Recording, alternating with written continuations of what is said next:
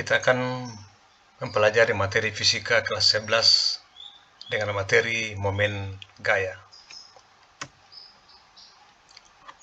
Dinamika rotasi benda tegar. Dinamika rotasi adalah ilmu yang mempelajari tentang gerak rotasi atau gerak yang berputar dengan memperhatikan aspek penyebabnya, yaitu momen gaya.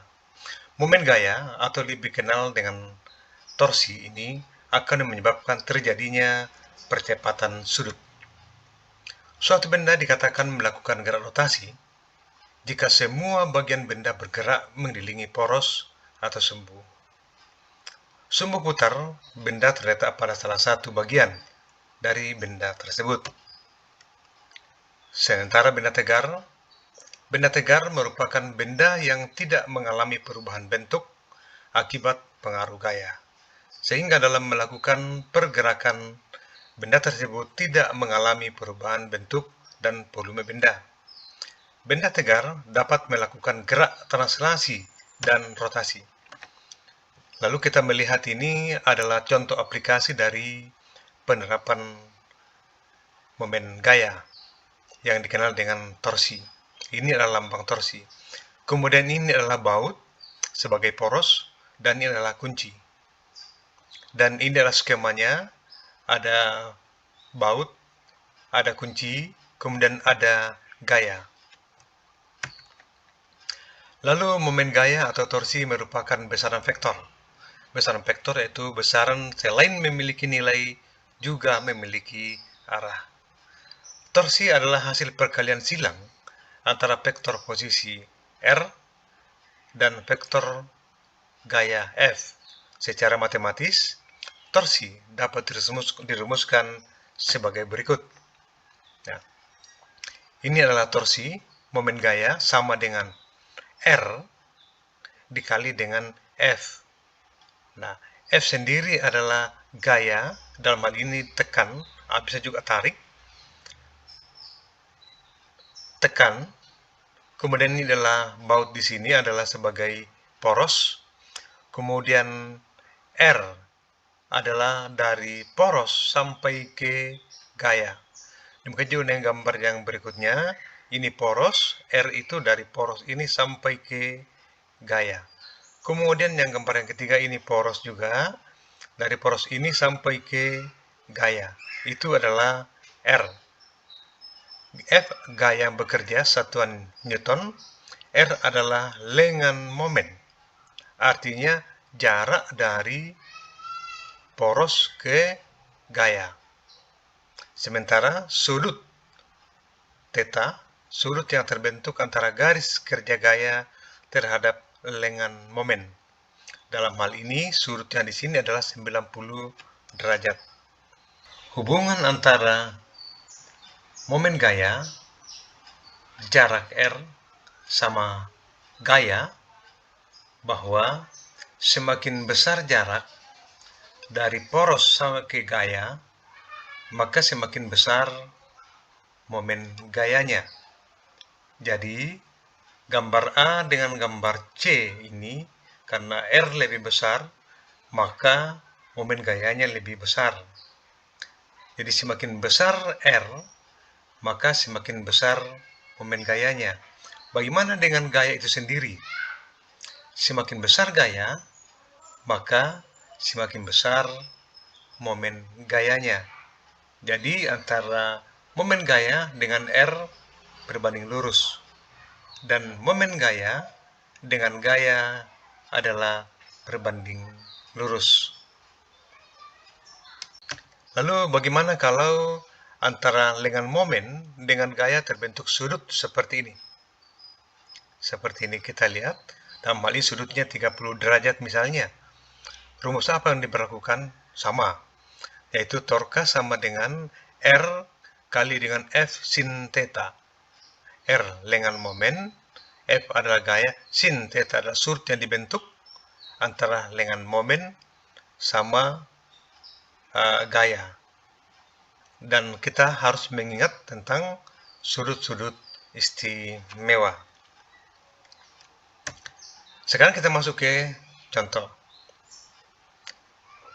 Kunci Inggris sepanjang 50 cm digunakan untuk memutar sebuah baut dengan gaya F, membentuk sudut seperti pada gambar berikut. Lalu ditanyakan berapa besarnya momen gaya atau berapa besarnya torsi. Lalu kita perhatikan.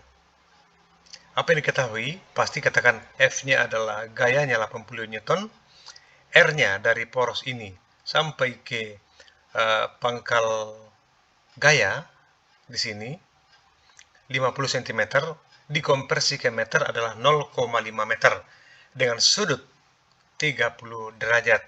Berapakah besarnya momen gaya? Nah, maka torsinya sama dengan R kali F sin theta. Kita inputkan, torkanya sama dengan R-nya adalah 0,5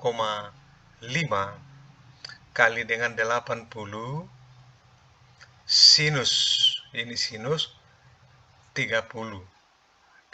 Jadi momen gaya sama dengan 0,5 dikali 80 kali 1/2. Sehingga kita dapatkan momen gayanya sama dengan 20 Newton meter. Dari mana dapat 20 Newton meter? Adalah 0,5 atau 1/2 dikali dengan 80, artinya 40. 40 dikali dengan 1/2, artinya 20 Newton meter. Kemudian contoh soal kedua. Nah, ini soal sudah ada dua gaya yang bekerja pada benda. Jika diketahui jarak dari F1 ke P 4 meter, kemudian jarak F2 ke P 2 meter, maka tentukan torsi total yang dialami oleh benda di titik P porosnya. Sekarang kita bahas bahwa F1 berjarak 4 meter ke poros. Untuk F2, 2 meter dari poros. Kemudian untuk F1, itu sudah membentuk 90 derajat. Jadi tidak diapa-apai.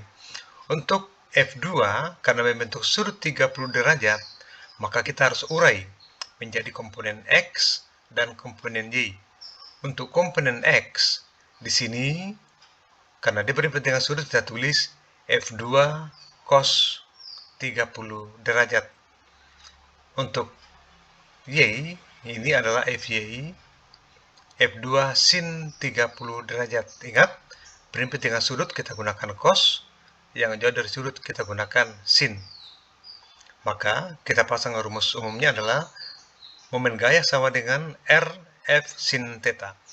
Karena ada dua gaya, F1 dan F2, maka kita katakan sigma, jumlah sigma torka sama dengan R2, ini R2 dikali dengan F2, jadi F2 sin 30, ini yang digunakan. Jadi F2 sin 30 yang ini digunakan dengan jarak R2 ditambah R1, ini adalah R1 sama dengan 4, kemudian ini juga adalah F1. Lalu pertanyaannya mengapa ditambah? Karena kita ingat, kalau ini poros, kalau ini berputar pasti berputar ke sana. Searah jarum jam. Kalau ini F2 diputar, pasti putar segini. Artinya juga searah jarum jam. Karena dia searah, maka dia pasti dijumlahkan. Sehingga kita tinggal mengisi nilainya. R2-nya adalah 2 meter dikali F2-nya 20 kali sin 30. Sin 30 pasti adalah 1/2. Ini ingat sudut-sudut istimewa. Kemudian ditambah dengan R1-nya adalah 4. Kemudian F1-nya adalah 10. Sehingga kita tulis adalah 2 dikali dengan 20, 40. 40 dikali dengan 1/2 pasti adalah 20.